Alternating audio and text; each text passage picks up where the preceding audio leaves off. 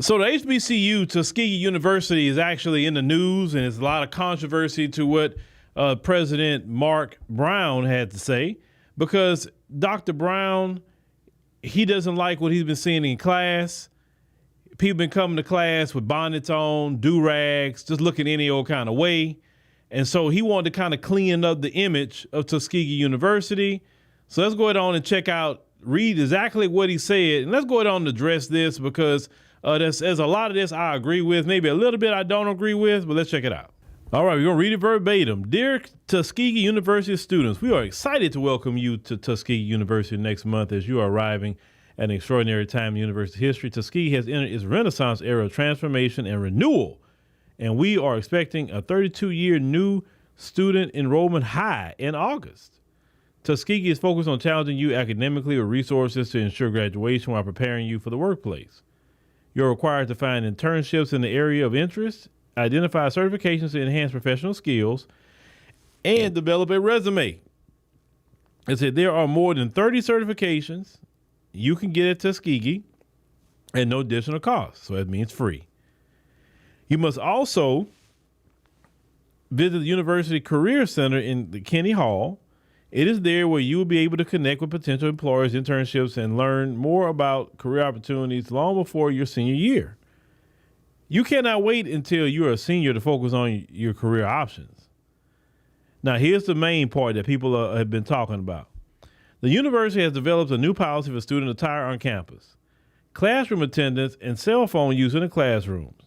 Tuskegee students now have a dress code for public and professional places. The student handbook requires students to arrive on campus with a business suit and proper shoes for a business meeting. Students are prohibited from wearing revealing clothing in class. 100% agree with that. To the cafeteria or in official settings like convocation. They are also not able to wear bedroom shoes, bonnets, and do-rags to class or the cafeteria. I agree with that too. Faculty will be empowered to respond to students who are inappropriately dressed based on these guidelines. Faculty will also be able to respond to a different classroom challenge, cell phones. Unless directed by the professor, students are no longer allowed to use their cell phones while in class. They should be turned off to eliminate any distractions. It said from the instructed lesson, we are attaching the attendance policy to minimize any confusion around attendance. It says students are required to go to class. Well, yeah, they should go. I mean, that's what you're paying for. That is the heart of all academic success, and we track attendance. They say the goal here is not meant to restrict you, they say, from enjoying the Tuskegee experience. They say, but to prepare you for the solid foundation for workforce you will enter once you leave Tuskegee. They say employers are less forgiving, and too often presentation may overrule stellar preparation. He continues to say Tuskegee University continues to prepare, it say the best and brightest for a lifetime success of these changes. We want to ensure every student is prepared as they can be. It's I look forward to seeing you in August. Okay, so this is dress code policy. Let's go ahead and cue that up. The dress code policy. Give me a quick second. All right, on this dress code policy for the students. And number 2, they say they don't want hats, bonnets, headscarves, caps, hoods, do-rags, bandanas, sunglasses, or any other non-religious or non-medically required head covering should be removed while in the classroom or in the cafeteria unless they're required for documented medical, religious, cultural, and university-approved purposes, okay? They don't want no clothing that has profanity, derogatory language, sexually explicit content, images, messages from violence, illegal drugs, alcohol, tobacco, or any other inappropriate material prohibited. They say pants, skirts, dresses, and shorts should be worn in a manner that's appropriate for professional educational environment. They say clothing should fit properly and not expose undergarments or the private areas, excessive short shorts, swimsuit bottoms. They say bodysuits, sleeveless undershirts, and similar casual garments are not appropriate for professional classroom settings. T-shirts worn as dresses and sagging pants are not permitted. Baggy or loose-fitting clothing must be worn with a belt that fits around the waist. It's the undergarments must be worn in an appropriate manner and not visible.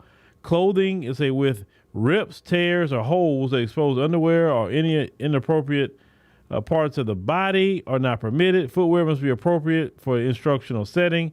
No bedroom shoes or skates allowed. It's in the classroom or the cafeteria. And they say faculty must establish additional dress requirements for courses involving laboratories, clinical, et cetera, et cetera, et cetera. Okay.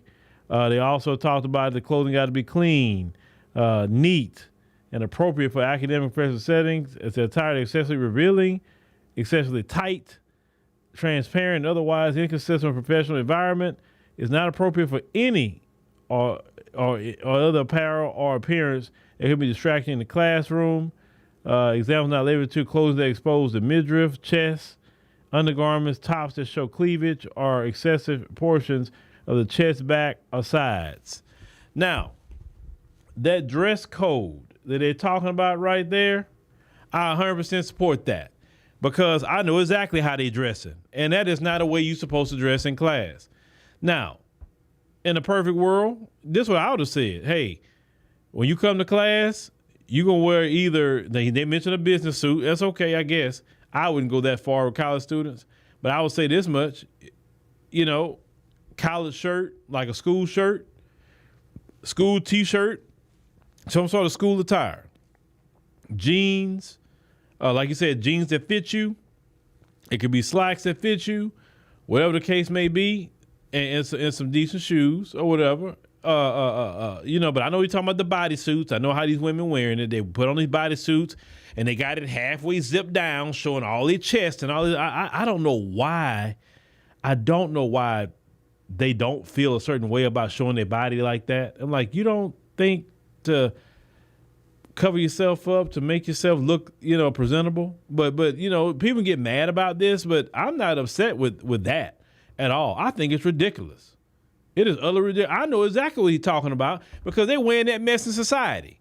He's talking about the shorts. They're wearing bikini bottoms and all that. Like, what in the world y'all doing? Y'all supposed to be in school. And if anybody mad because this brother said this, you just need to unenroll. I promise you this, you won't go there dressed that way to the white folks university. I know you won't. So you shouldn't be at the black one. That's number one. The business suit thing, I mean, listen, I like wearing suits, but I wouldn't want to wear that in class every day. No. Now, certain events, you have to acquire that, yeah, go ahead. But if people want to wear a business suit in class, it's on them, but I wouldn't do it. I was just more so focused on a collared shirt, button-down shirts, stuff like that. And, hey, you want to wear some nice jeans, you can wear some tennis shoes, whatever, sneakers, whatever you want to call it. You can wear that, but that's like my main thing. It's like I know exactly how they come to class with them hoodies, shorts, slides, those long socks they wear. You know what I'm saying? The women too coming in there with the bonnets, looking like they just got out of bed. Like, listen, that's not a good look because when people come through there, right? It could be business people, government officials, international people. They go in the classroom and they see y'all looking like, who did it and why? That's not a good look for an HBCU. So I have to say this much. They really just taking it up to the level of the white folks at. Now, some black people are like, oh, that's messed up. They go to a HBCU so they don't have to be dealing with all that stuff. You go to a HBCU so you can look like you just got out of bed. You go to a HBCU so you can look like you don't even belong in college. That's what you go to HBCU for? No, I'm with him on this. You need to look like you get an education. You need to look like something. Because he's right. It's going to prepare you for the workforce. Because in the workforce, you can't show up with a bonnet on, a do-rag. You can't show up with bodysuits on showing all your chest. Everything's so tight. Everybody can see every crack of everything you got. No, that's not, you cannot show up. Listen, you can't show up on my platform like anything looking like that. You would never, listen, you will not see nobody with no bonnet or do-rag here. It is not going to happen. Now, they can go on their platform and do the bonnet and do-rag all they want, but it won't be done on my platforms, our company platforms. It's just not going to happen because we have to have a certain professional decorum. I don't even show up looking any old kind of way before y'all. So for sure, I'm not going to let nobody else do it. And if you feel that that's our culture, that's not our culture. That's your laziness. That's not our culture. Bonnets is supposed to be in your house, not outside in the workforce, not in school, whatever. Do-rags supposed to be in your house, not outside. We got to have a spirit of excellence. And if any other HBCU is dealing with that issue, then, hey, clean it up. Because, yeah, you got way more people applying now, so you got to change the rules. You can't bring a culture, more people in there than they could get with this culture. Then it makes your university look low class. And HBCU should not be looking low class at all, but it's what you allow. It's what you allow. And I'm telling you, how you dress is what you think about yourself too. So they need to prepare for the future. But I don't have an issue, like say, with all of the things he's saying. Sure, they need that should be the national dress code of the country. What he got going on right now, be on with you. Because the way that a lot of them dress today is ridiculous. It's like a lot of, I've talked about this so many different times on my other platforms, so I'm not going to go there. But you go there to learn. You're not going there just to look like you just got out of bed. And that's really what that is. But there's a lot of people disagree. Oh, it's respectability politics. If requiring our kids to dress like they preparing for the future is respectability, okay, it's respectability. What is wrong with being respectful as a black person? I don't see nothing wrong with that.